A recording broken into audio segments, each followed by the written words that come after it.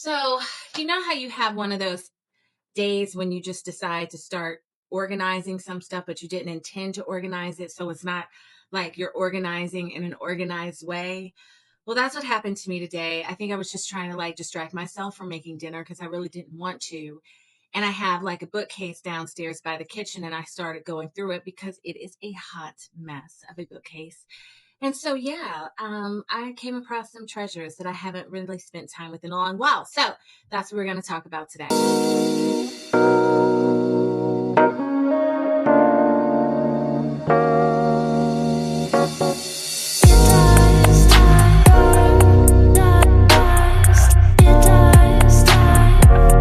Hi everyone, welcome and welcome back to my channel. My name is Chantel Levon, and here I talk about all things books. And tonight I'm going to be talking about some books that really helped me to understand the true story of America. These are books that are a little different from a lot of the books that I normally talk about on this channel because mainly I talk a lot about fiction here, but I do read nonfiction. I love nonfiction as well. And so all of these books tonight are nonfiction reads. As I was saying before, I was working on my bookcase downstairs in my kitchen, and I have a lot of mostly nonfiction books are on that bookcase. And so as I was going through and reminiscing, and I would also just add appreciating, that's the word that I think really sums up how I was feeling as I was looking through these books. I thought it would be a cool thing to share with you 10 books that really helped to expand what I know about America, challenge what I know about the history, and yeah, so let's just get right on into it. So the first one is a little, might be a little shocking to you. This one is Before Columbus, The Americas of 1491. And this is written by Charles C. Mann. And he's also the author of 1491. I really like this book because it really gives you the information in very digestible ways. I'm going to try and see if I can like open a page or two for you. I haven't like bookmarked it before, but for those of you all who don't know, I also homeschool my daughters, and so I really got this as part of their curriculum, but as they learn, I learn too. But just see, it's beautiful, like pictures, and you all can see that I have notes in there, but just lots of really cool information. The pictures also span from photographs to, there we go, to also artwork as well. I really liked this chapter, which was focused on just how they gathered in the infrastructure of a city. But I liked this book because before the arrival of Christopher Columbus, which is where oftentimes, like when I was in school, that's where history kind of started. It's an expansive, Charles provides an expansive history of Native Americans and the civilization that they created well before the arrival of anyone. And so this is such a great book. It is a well-loved here book, but it's such a great book. My girls enjoyed it, but I also enjoyed it as well and come back to it over and over again. So this is one that I will definitely always keep. Okay, so my second book, I'm going to just drop that one on the floor. My second book is called An Indigenous People's History of the United States by Ortiz. And this book is definitely an academic read that is providing, I think it's a great companion piece of the first book that I just showed you. It goes into just to a lot more depth about the history of Indigenous people here and their culture. So the thing I like about it, it doesn't center whiteness, which is oftentimes what a lot of history does, especially as it relates to Native Americans or even immigrants. So their history is centered in this book. And I learned a lot of things that I did not know. There were a lot more stories about people that I had never heard of. And so I really did like this book. This book is the winner of the 2015 American Book Award as well. So I like this book so much, and I loved how it was written because I'm really into like how nonfiction is written. I still like narrative and story. That I got her other book, which I really, really, really, really recommend. This book, All the Real Indians Died Off and 20 Other Myths About Native Americans, was also written by her and also co-authored by Dinah Gilio Whitaker. And this book is, each chapter challenges a myth that about Native Americans, and it goes into the detail and it provides factual information to really challenge that myth.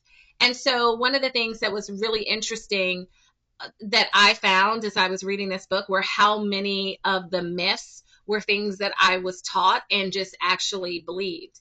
One of them, for example, is that the United States gave Native Americans the reservation land. And another myth is that most Native Americans are on government welfare. Those are two myths that this book disputes. And so I really like it. I like the way that it's organized. It is a book because each chapter is myth by myth. You don't have to read it from the beginning to the end. You can just go to like in the table of contents and just look through and see, oh, I thought that was something that was true, and read it and get educated and get some knowledge. Okay, so my fourth book is a book that I had a really good experience with. This is Unsettling Truths, the ongoing dehumanizing legacy of the doctrine of discovery. And this book is written by Mark Charles and Soon Chung Ra. And I actually had the pleasure of not only meeting Mark Charles, but also having him come speak at my job and give a keynote about this book. And he was just delightful, wonderful, super, super generous man to speak to. He was just so generous with his time that he gave all of us. This book, I really like this book because it kind of situates the doctrine of discovery, and which is the Christian doctrine that basically gave permission or rights to, from really a theological standpoint, of entitlement for Christians to be able to claim any land that they discovered as their own, and then the consequences that happen because of that. The way that this book is talking about this topic, though, is a little unique because it's talking about the doctrine of discovery, and it meets that with theology, and it has a commentary on it. So you get information, very like clinical information about what the doctrine of discovery was. You also have the theology that goes that went along to kind of justify the doctrine of discovery that was used, and then you also have a commentary on that. So I found that reading it in concert with those things was really good and opened my eyes a lot. I was not taught a lot about the doctrine of discovery in school. I don't know if you all were, so I knew about it, but not in the depth that I was actually taught it by reading this book. So I was truly grateful for this, and it's another great read. Okay, so moving on to book number, I cannot remember my count, you guys, and there are some that I do not have here physically with me, so I'm going to consult my notes.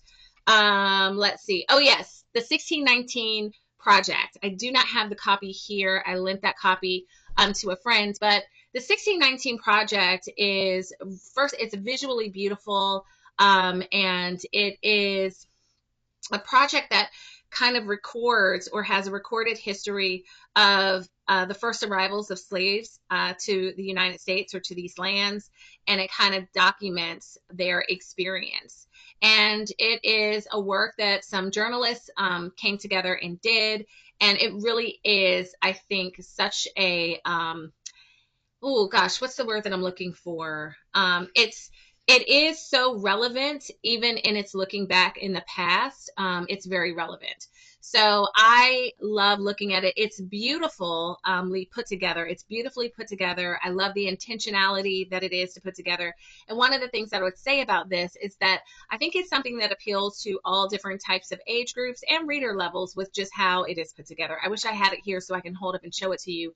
But please do check it out if you have not done so.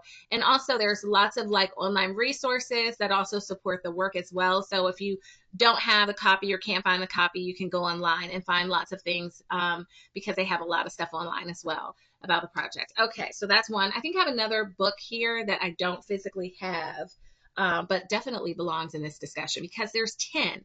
There's 10. Okay, moving on to the next one that I do have here is A Different Mirror. History of Multicultural America by Ronald Takaki. And this book, the reason why I liked this book and reading this book is because it centers immigrants in the story. So I think I said before that oftentimes when we're talking about the history of America, whiteness is centered and you don't get the other stories, not the fullness of them in a lot of history and even in some fictional, like historical fiction accounts. So this one actually does the opposite of that. And I really learned a lot that I did not know about Irish immigrants specifically and Asian immigrants.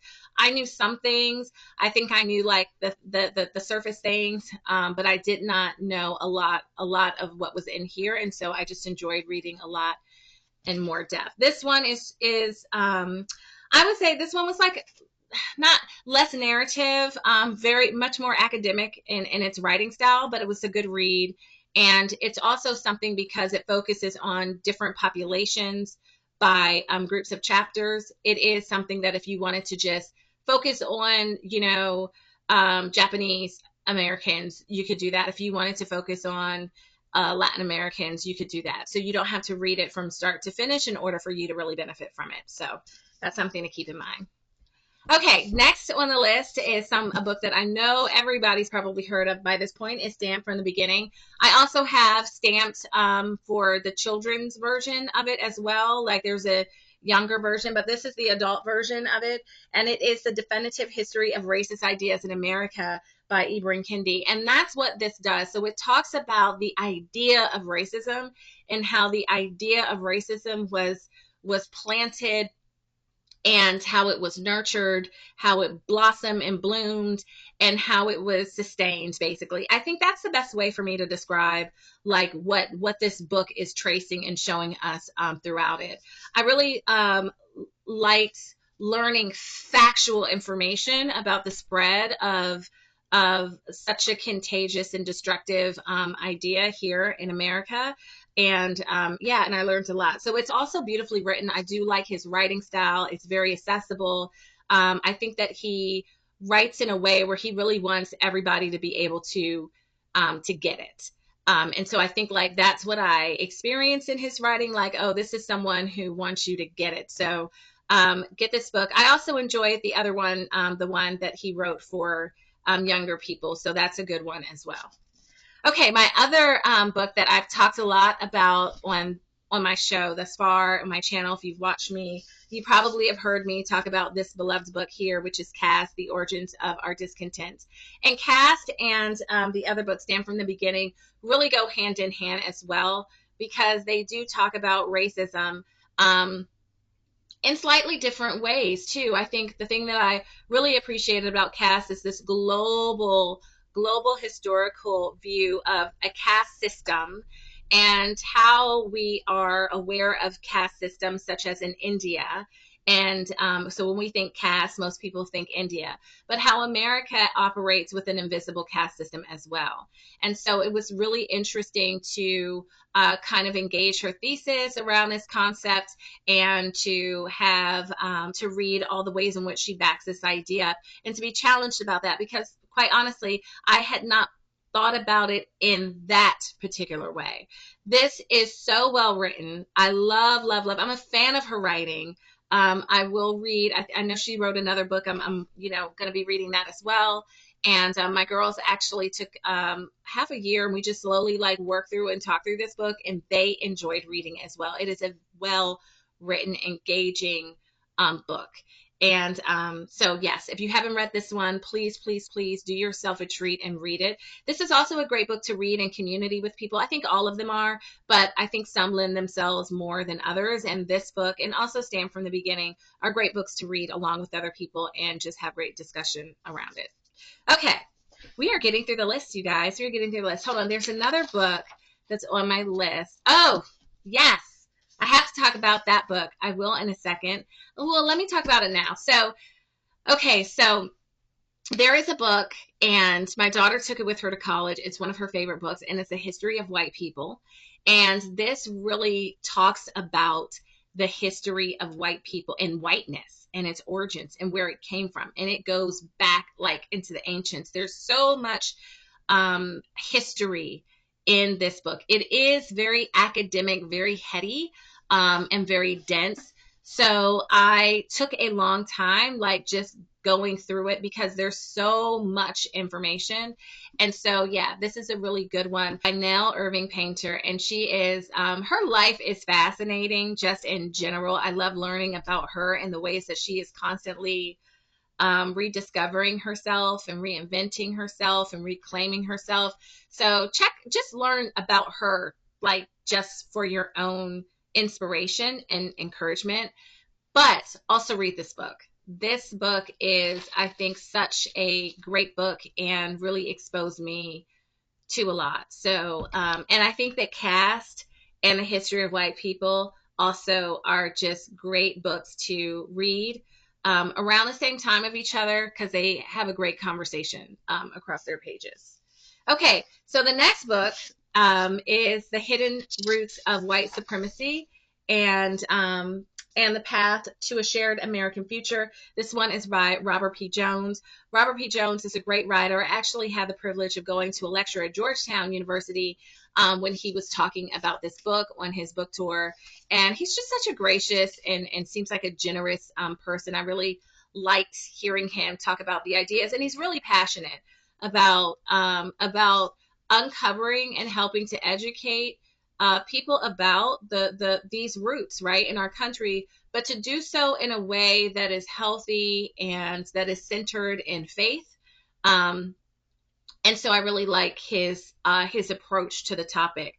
This book is a little different too, like Mark Charles's book that talks a lot about or is centered around the doctrine of discovery. So is this book, because that really is kind of the root, right, and the theology around that time, thinking that this is okay, and the certainty around, yes, this doctrine of discovery should be.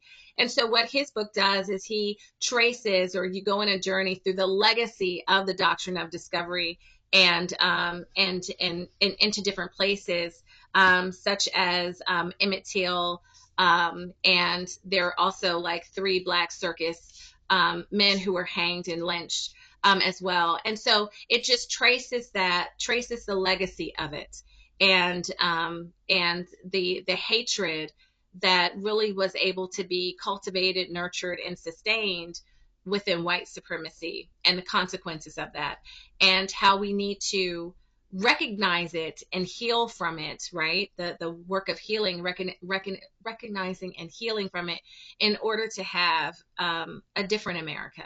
So this is such a good book. I really do like his writing. I also follow him on Substack. If you all don't know, he is on Substack, so you can follow him there as well. So this is The Hidden Roots of White Supremacy.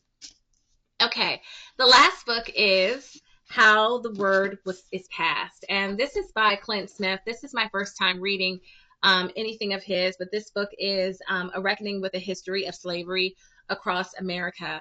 And this one is, I love these books because you might be like, gosh, Chantel, they're talking about the same thing. And yes, that is true, but they're talking about it, the same thing, but in a different way or a different perspective or lens. And I think that's really what I appreciate. This one is talking about how the word of racism and of hate, of supremacy, right, and oppression, how these words is passed through out time and place, really with language and with statues, with memorials. And so we are able to go on a journey, follow Clint on a journey as he is physically on a journey to different places. One place in particular that he went to visit is Monticello in Charlottesville, Virginia, which is where I went to college. I went to UVA, and I've been to that place. And he just talks about how the word of that place, like what we're saying, what's being held up, what's being remembered, what's being memorialized is past, and what the consequences of that from our national shared like reckoning and memory. And so this is so good. He is a really, really masterful writer. I truly enjoyed reading this. I felt very present with him on a journey. So if you're looking for a read that's more personal, where the I is situated in it, so it's very personal, very vulnerable, much more intimate, this is a good book for you to pick up and to read.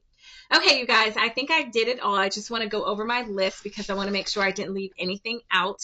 But I don't think I did. Yeah, those are the 10. So let me know if you've read any of these books. Let me know If there are books that you're like, okay, you must also read, Chantel, please put those in the comment section below, as I'm always liking to expand, my knowledge and continue to learn.